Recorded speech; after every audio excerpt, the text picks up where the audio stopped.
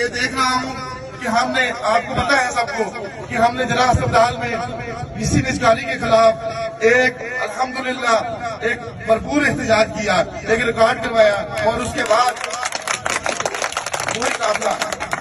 وہی قافلہ grand health alliance کی طرف آیا، اس دھرنے کی طرف آیا۔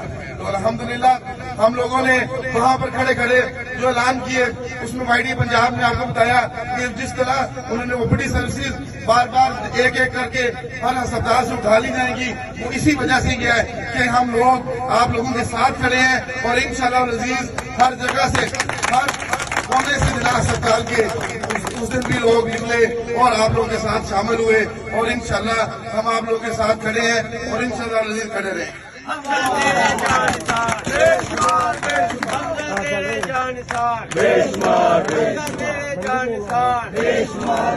خواجہ عمران نامنظور، خواجہ عمران نامنظور، خواجہ عمران نامنظور، ڈاکٹر خلیل نامنظور، ڈاکٹر خلیل، نامنظور، غازیہ ثاقب، نامنظور، غازیہ ثاقب، نامنظور، غازیہ ثاقب۔ نامنظور۔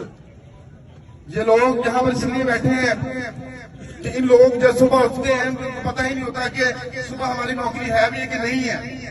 آپ یہ دیکھیں کہ ایک مزدور کی اجرت سے بھی کم تنخواہ پہ یہ P H F M C میں یہ لوگ کام کرتے رہے ہیں۔